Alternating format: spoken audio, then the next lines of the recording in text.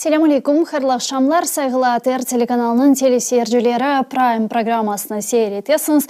Сізлер үшін мен Гульсум Халилова чалшам ве невбеттеке бір саат бұл студияда сізлерлі бераберлікте сонки актуаль хаберлерні анализ етмеге тырышачақмыз ве Украинаны алақаландырған Қырымны алақаландырған ве әлбеттеке Украинаға халқара дестекнің не вазиетте олғаны ақта біз бүтін авта девамында лаф етеміз, лаф етмеге де девам етежекміз, чүнки сонки адиселер ақатенде біраз раатсызлық бере бір чоқыларына Украинаға біріншіден ве базы демек Авропа өлкелеріне олсын, Украинаның иттифақдашларына олсын вейлахри, чүнки Украинаға берілген дестектен Украинаның ғалебесі бұна бақлы, берілежек дестектен ғалебе бұна бақлы. Біріншіден әлбеттеке Украина аскерлеріне, ама егер силахлар олмаса, егер кереклі тejizatlar ve mühimmatlar olmasa Ukraina askerlerinin neyin cenkleşmege suali peyda olacaktır ve bu sualinin meydana gelmemesi için,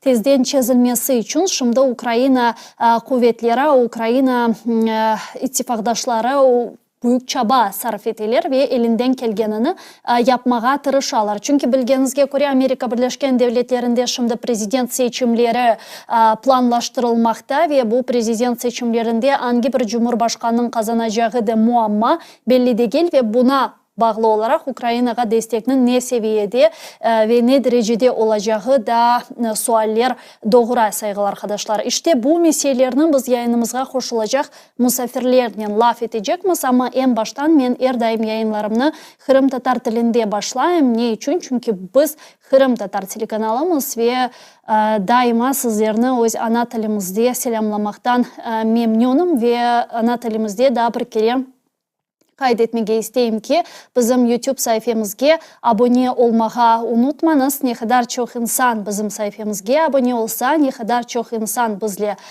bağda olsa ve daha çok like yani beğeni koysa o kadar çok diğerleri de bizim yapkan yayınlarımızı görecekler ve bizlerini seyir etmek imkanına nail olacaklar. Bizler ise yayınımızga devam etemiz ve Ukrayna tiline geçmege isteyim. Вітаю в ефірі телеканалу АТР. Ви дивитесь інформаційно-аналітичну програму Prime. Для вас працюю я, Гульсум Халилова, і цей ефір я б хотіла почати з новин.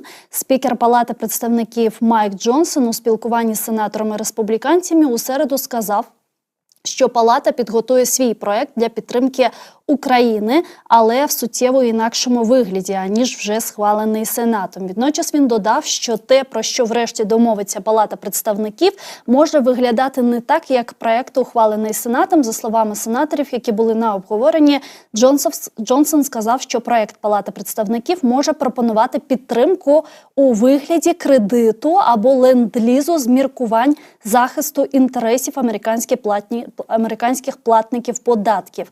Це означає, що потенційний новий проект повинен буде отримати достатньо голосів і в Палаті представників, і у Сенаті. Нагадаємо, що в уряді України нещодавно заявили, що готові погодитись на фіндопомогу від США в кредит, щоб прискорити її схвалення в Конгресі. У Державному департаменті США, коментуючи ідею про допомогу у вигляді кредиту, заявили, що обтяжувати Україну мільярдним зовнішнім боргом в умовах повномасштабної війни вже є недоречним. Зараз з нами на прямому зв'язку пан Сергій Фурса, інвестиційний банкир. Пане Сергію, вітаю вас. Селям алейкум. Вітаю. А як ви вважаєте, які можливі економічні наслідки має ось ця ідея ведення кредитного механізму надання нам допомоги замість ось тієї безповоротньої допомоги, які зараз дають як Сполучені Штати Америки, так і Європейський Союз Україні?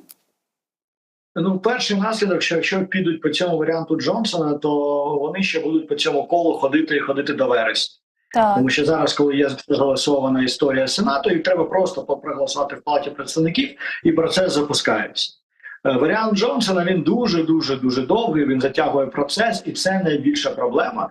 Причому не з фінансової точки зору, а з точки зору військової підтримки.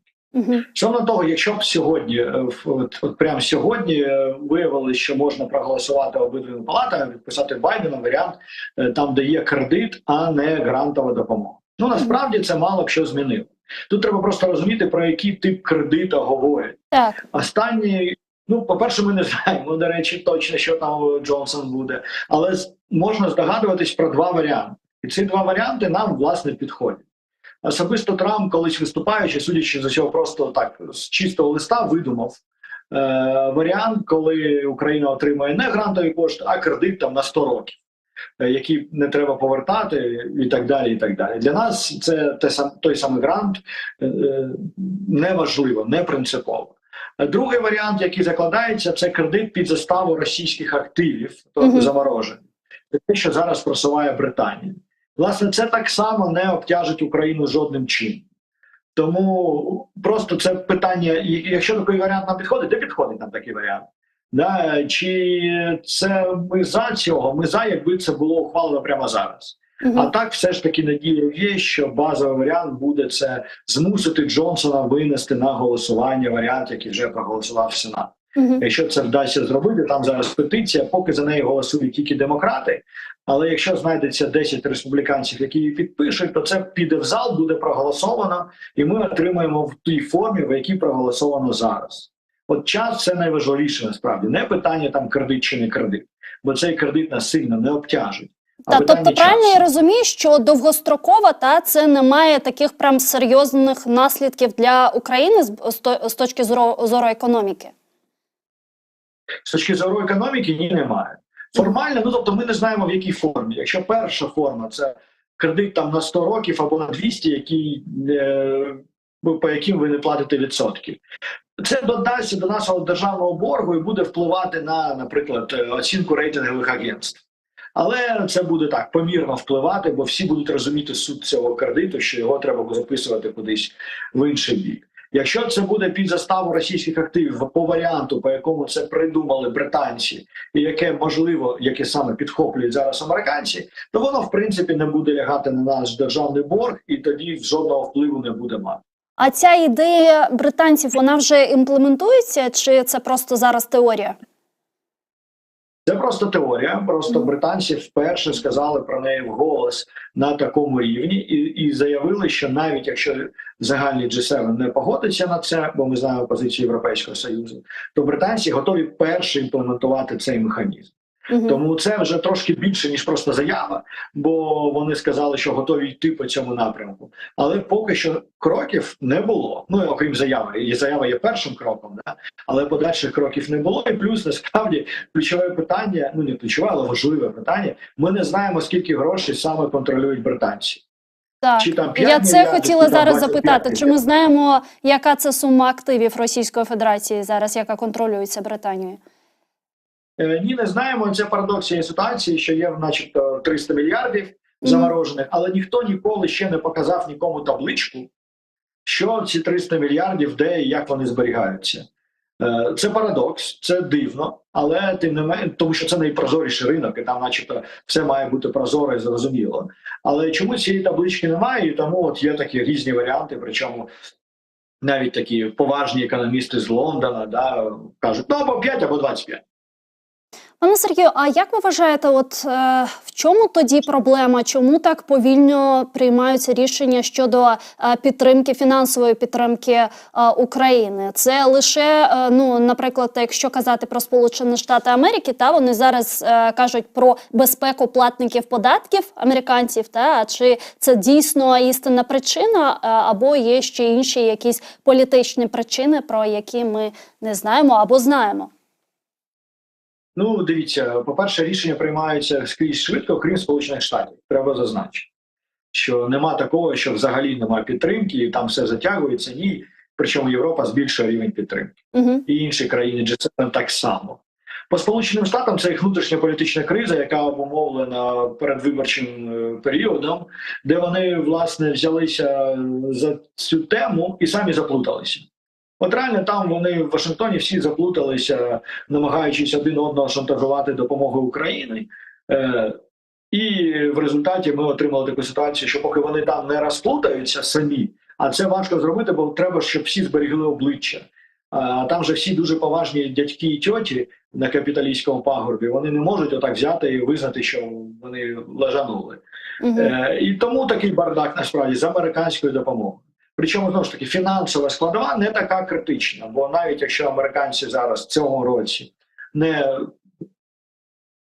не будуть додавати у цю загальний кошик, то це компенсується іншими країнами. Тобто там не буде таке, що Україна отримує дірку на там 10 мільярдів доларів. Такого не буде. Так, а що це, наприклад, вибачте, будь ласка, вас перебила, якщо уявити найгірший сценарій, теоретично Сполучені Штати Америки, зараз предвиборча кампанія вже де-факто почалась і так далі, вони зараз заморожують фінансову підтримку України. Чи ми встигли диверсифікуватися? Які країни можуть нам замінити підтримку Сполучених Штатів Америки?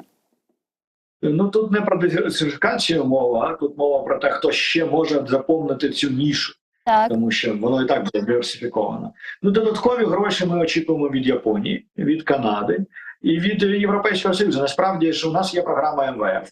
І програма МВФ стала можливо минулого року під час війни. Це перший раз, коли МВФ уклав таку програму, тому що країни G7 дали МВФ чесне пацанське слово, що вони будуть підтримувати фінансово Україну. Власне, і у МВФ є це зобов'язання від країн G7. І для них це також принципово це виконати. Тому інші країни G7, не G7, а G6, оскільки цей параліч стався в Сполучених Штатах, переважно вони будуть тими країнами, які будуть докидати грошей, щоб перебити цю американську долю. Угу. Якщо ми розуміємо, наприклад, Європейський Союз, чому вони нас підтримують і так далі, все ж таки цікаво Японія. Чому? В чому вигода зараз і інтерес Японії в підтримці України? Дивіться, по-перше, це цінностна історія все ж таки з самого початку була, і японці по цінностям розуміють, про що йдеться. Плюс у японців ситуація з Курилами. Добре, вони там звикли. Але так само у японців ситуація з Китаєм. Всі чудово розуміють, що якщо план Путіна за 2-3 дні взяти Київ спрацював, то відразу був імператора Сі, почався інший план – за 2-3 дні Тайвань захопити. А це означає, що велика війна почалася би з тої точки зору, з тієї частини шарика. І в цій війні Японія була б частиною, вона б не могла пройти осторонь, бо вона б не могла допустити, щоб Китай захопив Тайвань. І там би і Сполучені Штати, і Японія приймала участь. Причому, якщо в Сполучених Штатах ми бачимо, може щось статися, і вони паралізуються, то Японія нікуди не дінеться, вона там розташована. І тому для Японії це також принциповий момент, бо цей союз Росії і Китаю, Японія чудово розуміє, що цей союз також і проти Японії. Угу.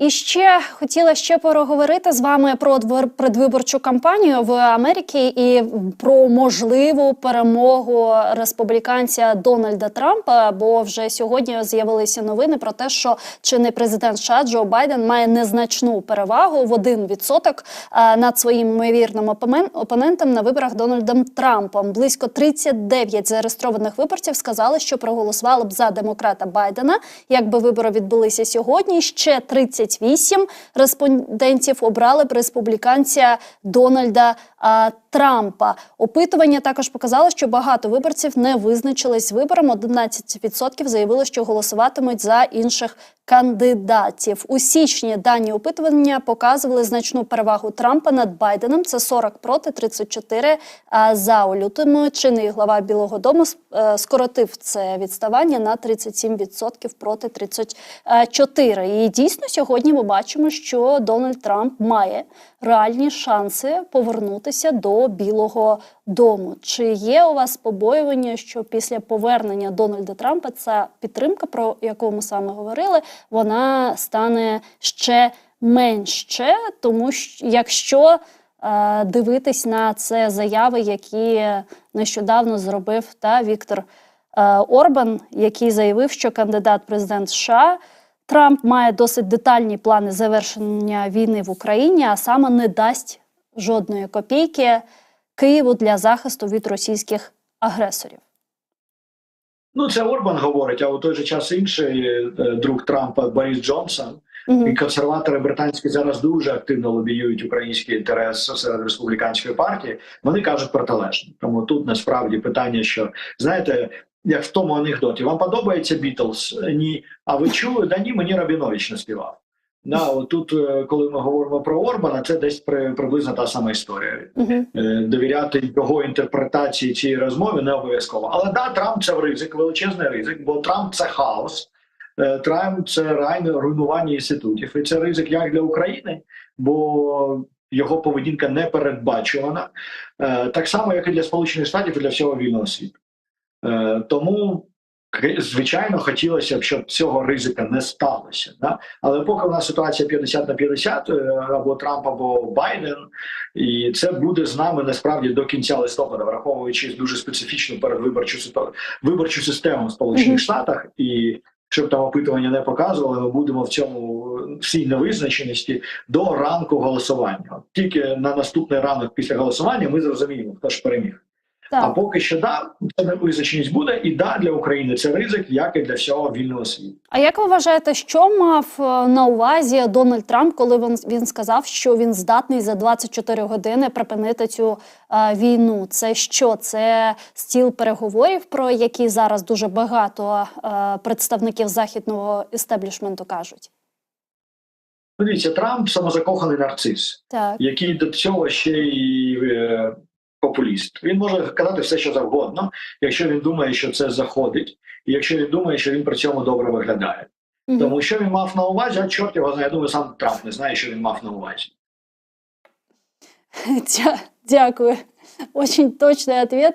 І, пане Сергію, щодо Європейського Союзу, там ми сьогодні вже з вами розмовляли про підтримку Європейського Союзу, те, що вона збільшується, але, на жаль, сьогодні німецький Бундестаг, він відхилив резолюцію щодо постачання нам далекобійних крилатих ракет «Таурус». 495 депутатів Бундестагу проголосували проти постачання німецької крилатої ракети, 190 підтримали. Як повідомляли ЗМІ, резолюція містить заклик до уряду Німеччини нарешті задовольнити український запит на поставку крилатих ракет «Таурус». Як ви вважаєте, це буде так, як було, наприклад, з «Леопардами» та іншим озброєнням, яке ми чекали, нам не давали, чекали, не давали, а потім все ж таки дали? Чи це вже інше питання з «Таурусами»? Не знаю, чесно не знаю. І ми знаємо, що тут є принципова позиція канцлера Шольца, виключно його принципова позиція.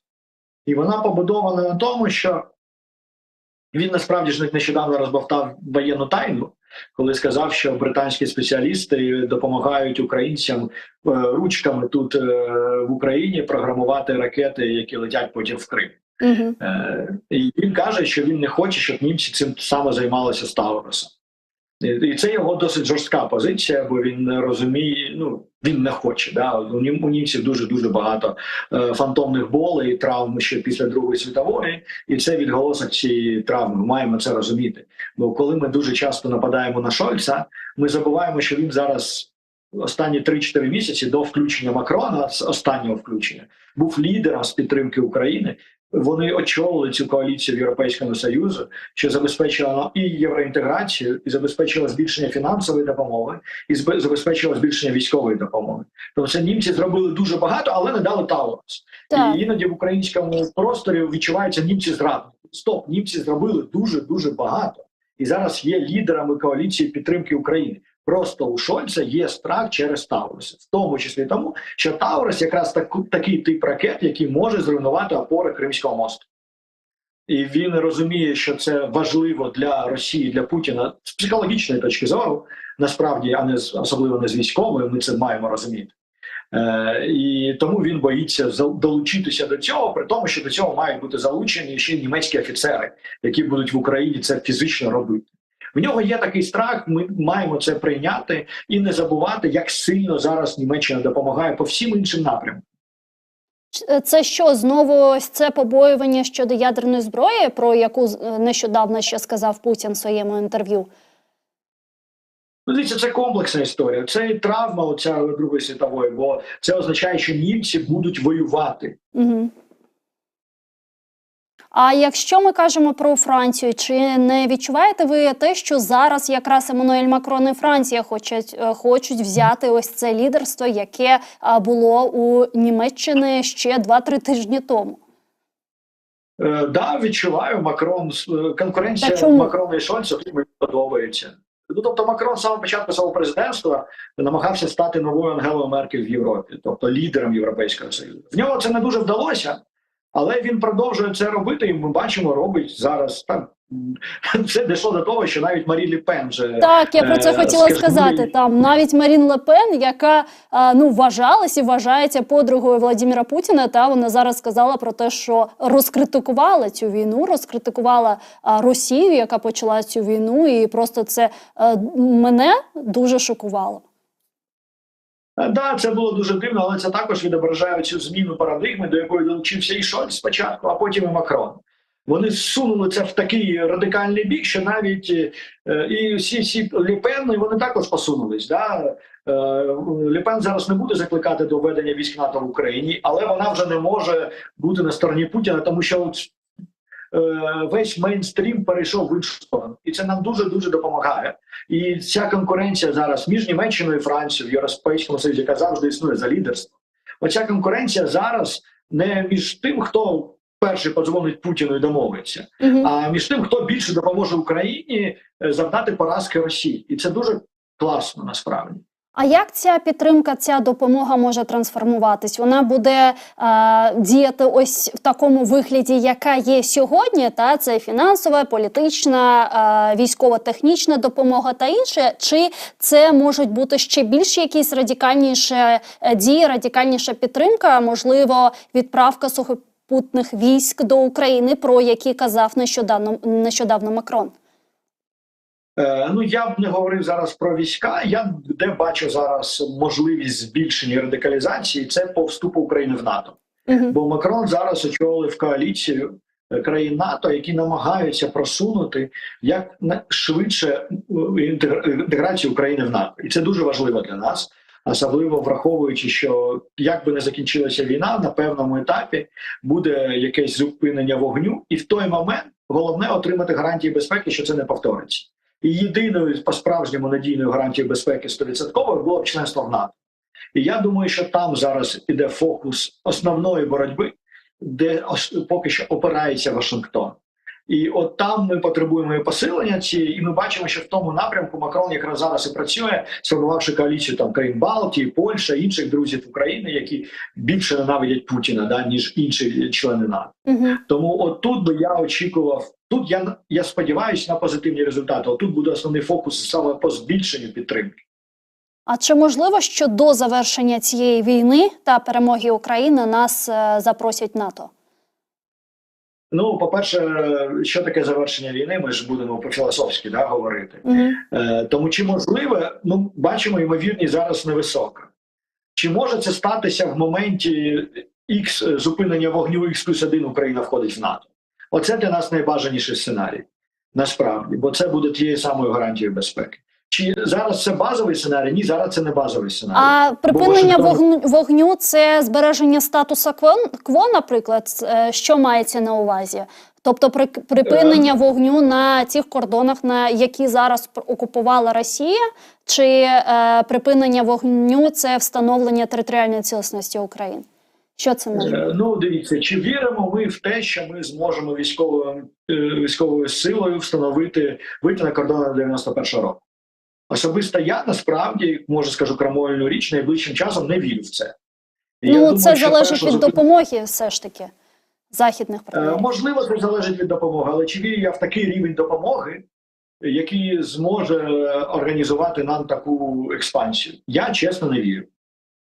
Тим більше, що, авіаносці нам сюди не дадуть, так чи інакше. І той рівень підтримки, який є, він буде збільшуватися, але поки що не вбачається, що його буде достатньо не для збереження там статусу кво, а для активної атаки української армії. Тим більше, що насправді правда в тому, що ми не дуже вміємо це робити.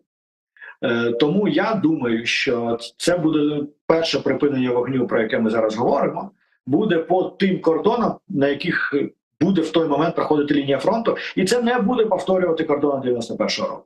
І це нас штовхає там до сценарію Західної Східної Німеччини. І нагадує, що Західна Німеччина ніколи не визнавала Східну. Вона завжди вважала, що Німеччина має бути єдиною. Але при тому Західна Німеччина була в НАТО.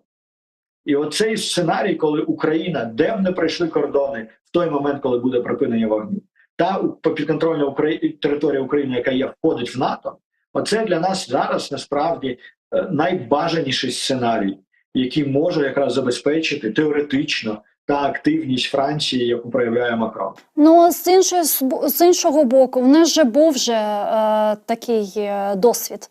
У нас у 2014 році був окупований півостров, окупований зараз, окупований півостров Крим, окупована частина Донецької та Луганської області, було припинення вогню у 2019 році, та був Мінськ, був нормандський формат, і ми завжди казали про те, що ми там в НАТО, то нам миротворців, то нам НАТО, то ще щось, але нічого такого не було, і до НАТО нас не запросили. І в 2022 року вже почалась повномасштабна війна. Тобто у нас вже був такий досвід, ні? Чому тоді до 2022 це не сталося?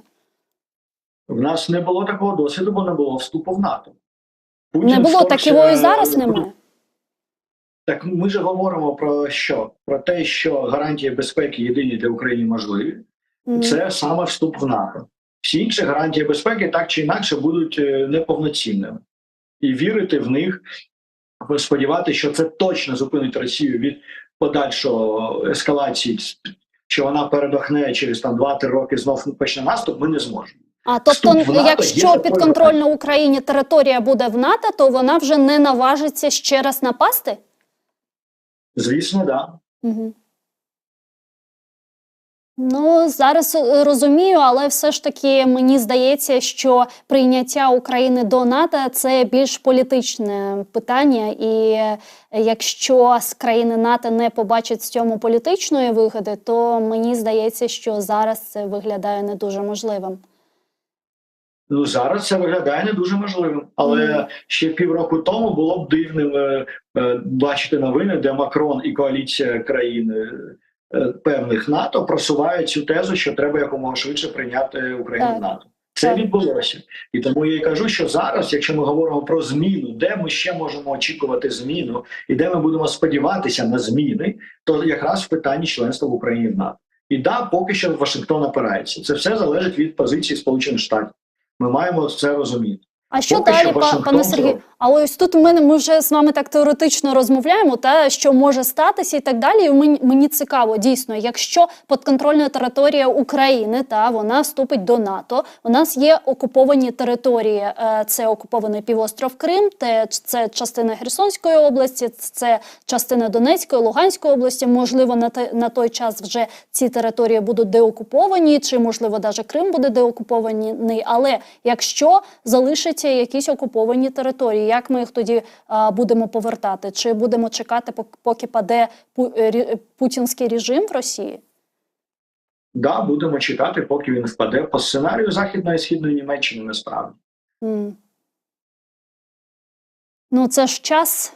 Чи є в нас цей час? А чи є в нас тому якась розумна альтернатива? От просто давайте будемо чесні, ще рік тому, коли ми очікували... Поки що ми віримо в ЗСУ та очікуємо на деокупацію території Збройними силами України. Ну, бачите, я б не був таким оптимістичним з точки зору прогнозу перебігу бойових дій. Я зараз в поточній ситуації, враховуючи всі проблеми, які є в Україні, враховуючи обмеженість наших навіть людських ресурсів, не дуже вірю, що в нас є потенціал для того, щоб самостійно військовим чином звільнити всю територію.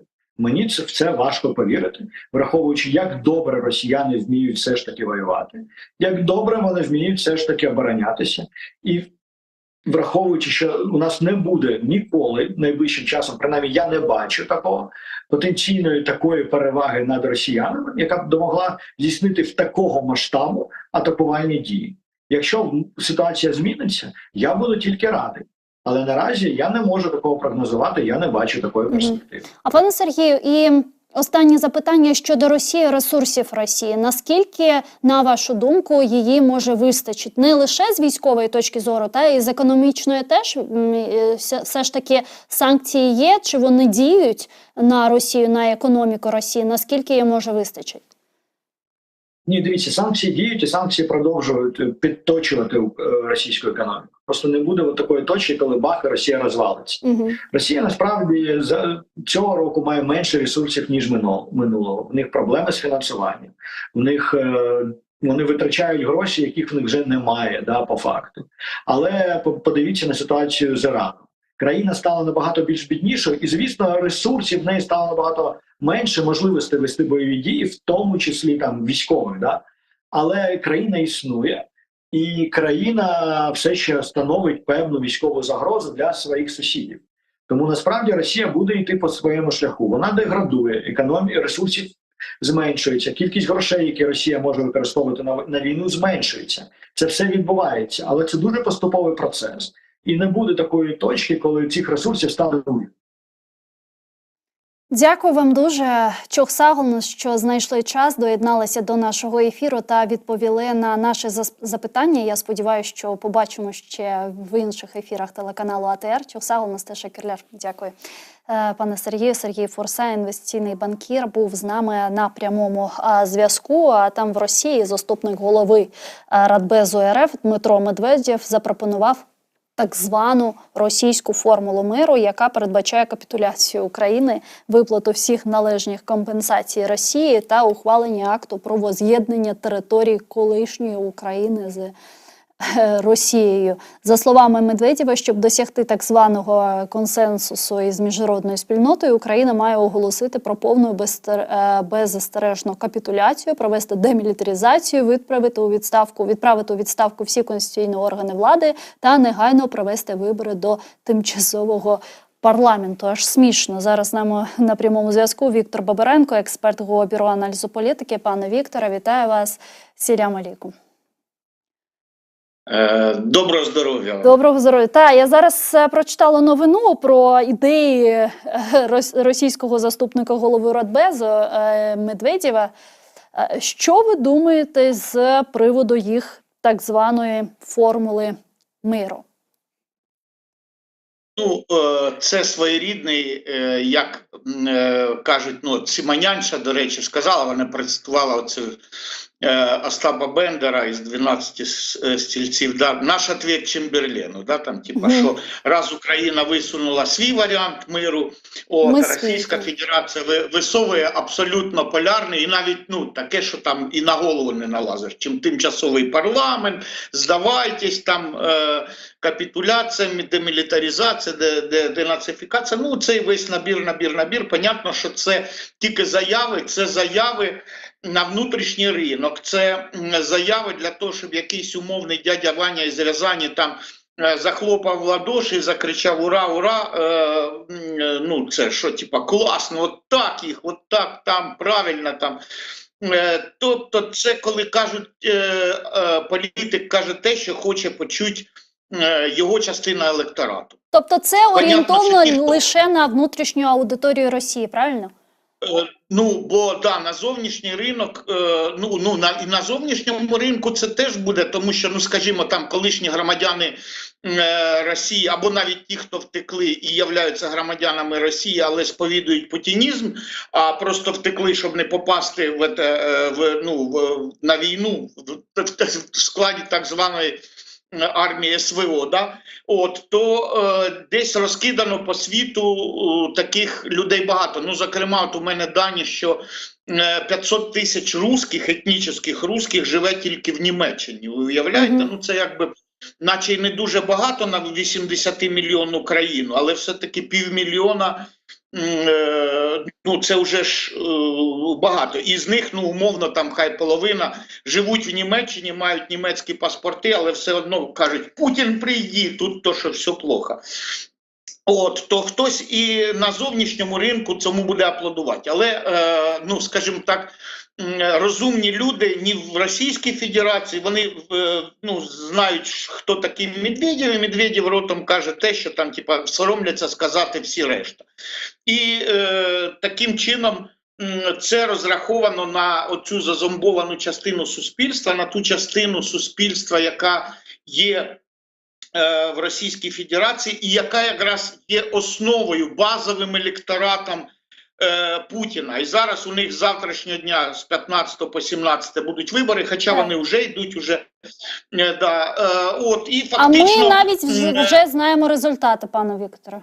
У нас є інсайдерська інформація. Там ми можемо гадати тільки там до 0,5%, да, про десяті, там типа спорить, там, а спорим там 72,3, а ви скажете, ні, 72,8, наприклад. Да? Тобто це буде однозначно більше, ніж 2/3. Якщо такого результату не буде, то його домалюють.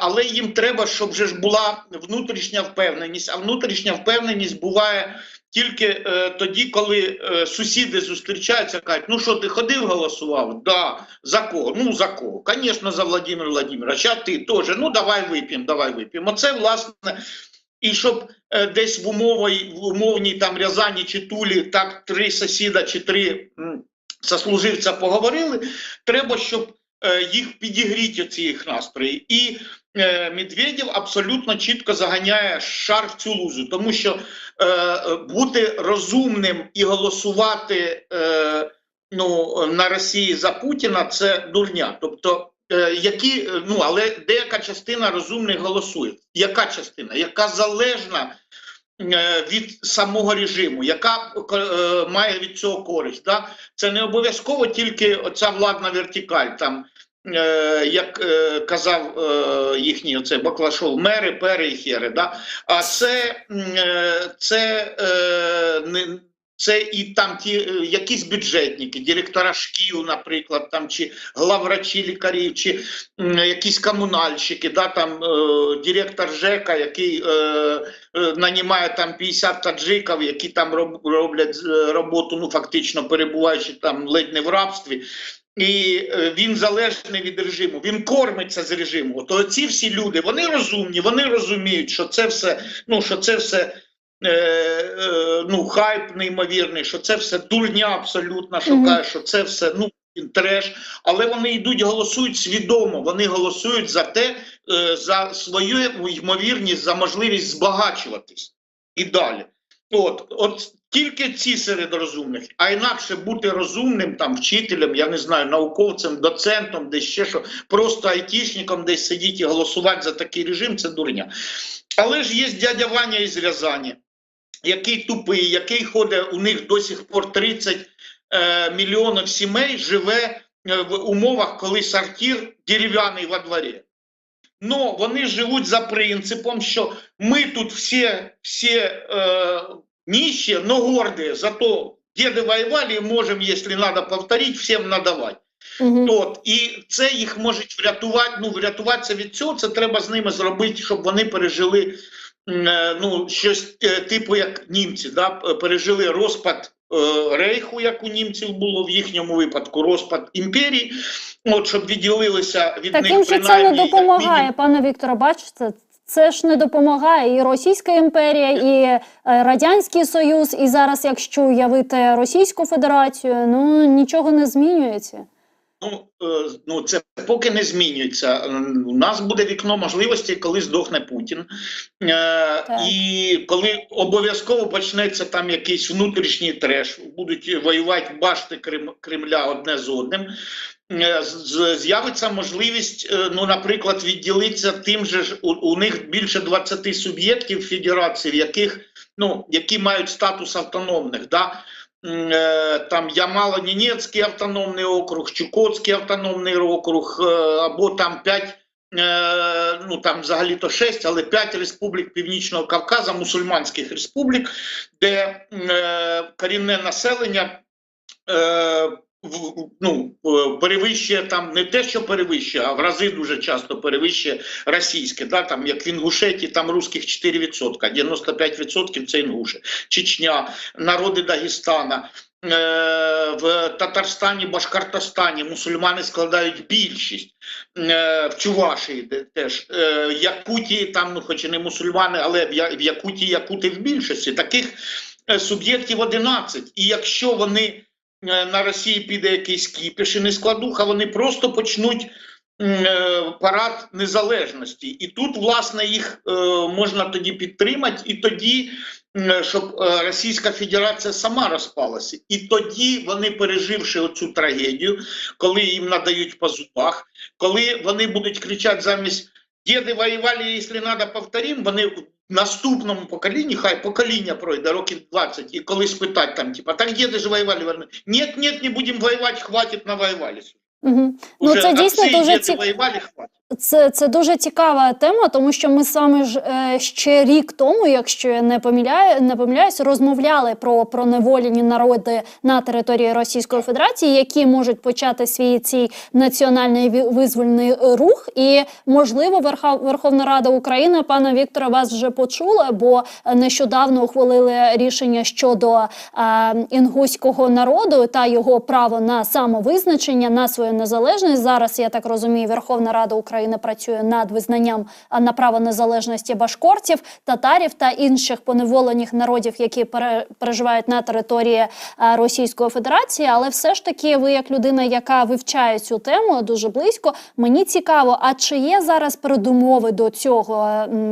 Все ж таки для любої там національного визвольного руху повинні бути лідери, та національні лідери. Якщо ми кажемо про Башкортостан, то там національних лідерів за останні часи всіх посадили. Ну, наприклад, Фаїля Альсінова нещодавно засудила на 4 роки російської колонії. Та якщо казати про Татарстан, то дуже багато національних лідерів, там Кашапові братці, вони зараз знаходяться в Великобританії та є політичними іммігрантами. А що до інших там народів, чуваші, тувінців, Хакасія та інше, там прям таких національних лідерів ми зараз видних не бачимо. Можливо, вони є, але ми ще їх не чуємо. Потрібно нам розділяти ті народи, яких більшість в автономних республіках, і ті, які меншість. Тому що, наприклад, в Хакасії, Бурятії, там вони наче автономія, але ці народи не складають більшості, вони в значній меншості. В Бурятії менше 30%. В Хакасії ще менше. Чукчі в Чуковському автономному окрузі близько 10%. Тобто ми розуміємо, що вони там погоди не зроблять. І дуже часто немає опозиції, тому що опозиція, там все придушено, все завалено. Проте, є ж політемігранти, і коли, знову, зараз передумов немає, абсолютно немає. Але історія така штука, коли вікно можливості з'являється зненацька. Власне, перед цим у вас був Сергій Фурса, Так. І він каже, що їхня економіка підточується, от я послухав, підточується, там хто може завалити дійсно російську економіку. Та ціна на нафту зараз $82, прогнозовано до кінця року буде там в пределах 80.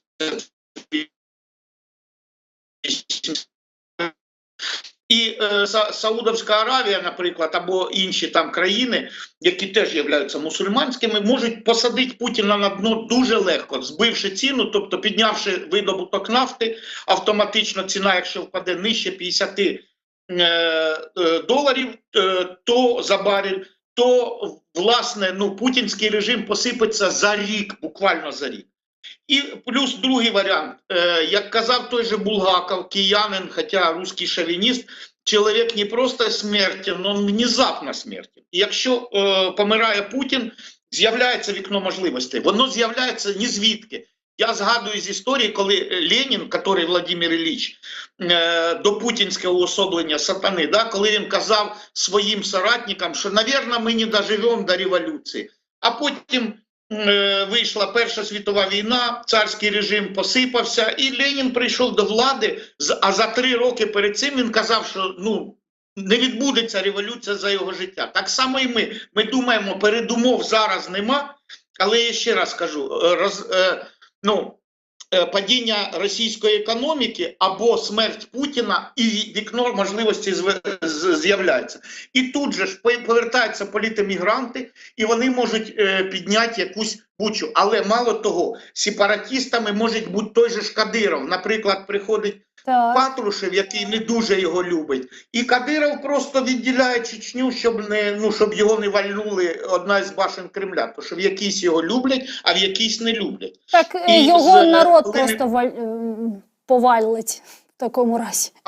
Або так, але можливі різні варіанти. Можливі різні варіанти, коли імперія почне сипатись в першу чергу за етнічною ознакою, а друге ще й за економічною. Тому що, якщо взяти Калінінград, то чому б йому веселіше буде в Європі? У них можуть бути якісь сепаратні тенденції. Або Якутія, де, ви уявіть, Якутія – це розміром з Європу, а там проживає менше мільйона населення, 900 тисяч. То яку там можна сказати, що, чудаки, ви здаєте всю територію в концесію Китаю, а самі їдете десь на Балі, там в Таїланд чи в Крим, наприклад, і можете тут, як гості в Криму, здавши свою територію Китаю в концесію, в українському Криму ви відпочивати. Тому що на той час з Крима ми попросимо всіх, хто після 2014 року переїхав туди незаконно, наприклад.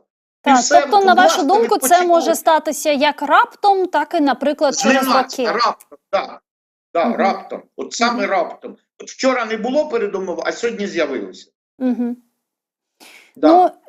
І ось з приводу цього дуже багато західних партнерів і побоюються, і бояться, можна навіть сказати, тому що розпад Російської Федерації, як це було в часи розпаду Радянського Союзу, коли сюди приїжджав президент Сполучених Штатів Америки та просив Україну не виходити з Радянського Союзу, тому що не зрозуміло, у кого в руках опиниться ядерна зброя. І зараз ми бачимо дійсно дуже багато побоювань щодо того, дійсно, в чиї руки попаде ця ядерна зброя. І нещодавно знову президент Росії, диктатор Путін сказав, а може ще раз блефував, про те, що вони вже технічно готові до використання ядерної зброї. Потім Лавров сказав про те, що не винуждайте нас використовувати ядерне оружие і починати ядерну глобальну війну.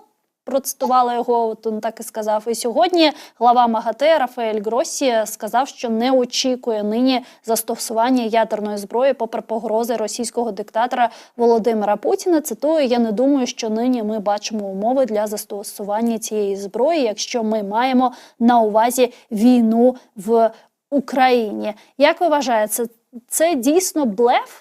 Це просто слова? Це просто шантаж з боку Путіна, чи він зовсім з глузду з'їхав? І те, і інше. З одного боку, це шантаж, тому що оцей, так званий пацанський хайп, це їхня зброя, яка неодноразово їм допомагала. Там, крикнуть усім, я безбашений, я дурак, там, бойтесь мене, я обезьяна з гранати, я зараз взорвусь сам і вас всіх взорву. Воно працювало багато разів. І чому б не спрацювати цьому ще раз? І вони будуть це приміняти, поки на це будуть вестись в Європі. Проте, я думаю, що Путін, я навіть двічі чув, як він розказував цю байку, колись йому там в дитинстві чи в юності, що загнана в куток криса, що на нього пригала, там, і, в общем, він там, що таким чином натякаючи всім нам, що там не заганяйте нас як крису десь в куток, бо інакше там, дочекаєтесь. І тут таке може бути. Але принаймні я впевнений, що поки ми будемо визволяти своє, тобто південь України, південь Херсонської, Запорізької області, Крим і потім Донбас, ніякої ядерної зброї не буде. вона могла би бути, якби ми вже підходили до Москви, скажімо так, якби загроза була безпосередньо Путіну, тобто його життю. Якщо його життю буде загрожувати небезпека, він може піти на це. До того часу вони, навіть коли їхня армія посипеться, а ми теж, до речі, от ще один варіант, про який я не сказав. Всі кажуть, да, ну там то, сьо, але ж може і армія посипатись. І армія сипеться, як правило, або в кінці осені, ну умовно в листопаді, да, коли після теплої зими всім важко воювати і гнити в окопах. Або приходить змореність, да, усталость по-русски, десь, ну, умовно, лютий-березень. Тобто от зараз місяць, і ми бачимо по своїм військам, тому що будь-яка армія і будь-яке суспільство заморюється. То у нас зараз такий от настрій от такий, скажімо, да? Але ж думайте, що такий настрій не лише у нас, а такий настрій і у росіян, і ще множте його на 2 десь. От, і тобто будь-яке суспільство заморюється від війни. І зараз, коли почнеться весна і до пізньої осені, ні ми, ні вони там заморюватися не будемо. Ну, тобто, якби прийде наступне дихання. Але вже наступної осені, або мало то десь лютий-березень наступного року, може вже путінська армія сипеться. А сипеться армія – це як? Коли солдати просто тупо відмовляються йти в атаку. Коли ротний каже «Вперед за Родину, за Путіна», а вони кажуть «Ротний, іди сам». Ну вони ж можуть ще мобілізувати інших. Ну, можуть і мобілізувати, вони це роблять зараз. А можуть хтось і відмовляться мобілізуватися. Якщо зараз вони йдуть, щоб заробляти, тому що люди з райцентрів там Російської Федерації ніколи не зароблять таких грошей в тилу, які вони зароблять на фронті. Але якщо він знає, що навіть не 50/50, а більше, там 70/30, що він або повернеться додому в пакеті, або прийде калікою, то і багато не буде бажаючих таких уже ж воювати. Так що давайте зважати на це. Вони будуть триматися до виборів Трампа, до інаугурації Трампа, а інаугурація, якщо ще ж Трамп і не виграв, не факт, це що ще... виграв. Ви вже все, його зробили президентом США, не дай Боже. Так, так. Да, і це буде десь 20-21 січня наступного року, плюс там, як то кажуть, треба ж там Трампу буде зібратися як з думками, там перші кадрові питання, от фактично весна 25-го року. І якщо в Росії зрозуміють, що Україну Захід не кине, вони можуть почати сипатися уже наступного року. Ну і плюс, якщо з'їдуться так зорі, що там і у них і ціна на нафту впаде, і там ще щось, все. От. А ця підтримка... Так що я тут оптиміст великий. Тобто, так, я бачу. У мене перший гість був такий песимістичний, а зараз... Слухайте, у нас буде важкий рік, десь до березня наступного року нам буде дуже важко, а потім вони посипляться. А якщо дійсно стане президентом США Дональд Трамп, чи є загрозою це для нас? Ну, да. Тому що Трамп імпульсивний, Трамп думає, що він дійсно може там домовитися, і причому він думає тут, як і Путін, що Україну в переговорний процес можна не брати, а домовляються Трамп і Путін. Це для нас дуже погано, що він психологічно так думає. Але Трамп не Путін. В якому плані? Тому що в Штатах працюють інституції. А хто вам сказав, що республіканська партія дозволить йому здати Україну? Там багато ще тих, хто пам'ятають не тільки Маккейна, а й Рейгана. Там капітулянтів дуже мало буде. І я думаю, що вони не здадуть нас. Мало того, Європа точно не кине нас, бо просто зі страху. І тому я, навіть якщо трапиться, для мене Трамп гірший варіант, ніж Байден, але навіть якщо буде Трамп, це не факт, що Сполучені Штати Америки нас кинуть. Я теж тут оптиміст. Ну, будемо сподіватись на це, тому що зараз дуже багато побоювань щодо продовження підтримки Сполучених Штатів Америки, але зараз разом з цим ми бачимо, що Європейський Союз дуже активізувався і стали ще більш підтримувати Україну. І нещодавно, навіть сьогодні, там з'явилась нова заява президента Франції Еммануеля Макрона, який ще раз проартикулював можливість відправити свої війська війська своїх ребят, як він сказав, до Одещини у закритому колі. Як пишуть ЗМІ, він сказав, що у будь-якому випадку у наступному році мені доведеться відправити деяких військових до Одеси. У динаміці нічого виключати не можна. Кінець цитати. Що ви думаєте з цього приводу? От він дуже правильно сказав, у динаміці. Так. У динаміці не можна виключати нічого, тому що вони навіть глянути на історію цієї війни. Ну, от 3-й рік тільки як пішла війна, і ми бачимо динаміку допомоги Україні. Коли та ж сама Штати, і особливо не Штати, Франція, і особливо Німеччина на початку війни чим готові нам були допомагати? Ну, в основному шоломами і броніками, да? Ну, якоюсь там, може, ще медичкою, якоюсь там невійськовою технікою. Потім вони перейшли до летальної зброї, да, буквально через місяць-два, коли зрозуміли, що Україна втримається. Потім почали збільшувати, і зараз уже на кону стоїть, давати Тауруси чи не давати. Це після того, як говорили про леопарди, давати, не давати, дали. Тепер там Бредлі, там давати, не давати, є, да? Тепер Тауруси, давати, не давати, дадуть рано чи пізно. І далі буде підвищуватись, і тому Макрон правильно сказав, що раз ми бачимо минулі 2 роки в динаміці від медаптечок до високоточної зброї. А тепер ще далі наступний крок не просто високоточна, а ще й дальнобійна зброя. Тому що знову ж нам як їхню логістику порушить? Порушить Керченський міст, порушить мости через річки Кальміус, Молочна, щоб вони умовно під Мелітополь, під Кринки, під Токмак не могли підвозити снаряди, патрони і живу силу, і все, вони і на півдні вони підуть, вони просто самі підуть, так як вони пішли з Херсона. Дайте нам 1000 Таурусів, і ви не узнаєте, скажімо так, Україну. Ну, на жаль, сьогодні німецький Бундестаг, він відхилив резолюцію щодо постачання нам далекобійних ракет, а іменно Таурусів, тому будемо сподіватися, що з ним... Це поки що. Поки що, так. Я про це хотіла сказати, що будемо сподіватися, що буде як з леопардами. Поки спочатку ні, а потім окей.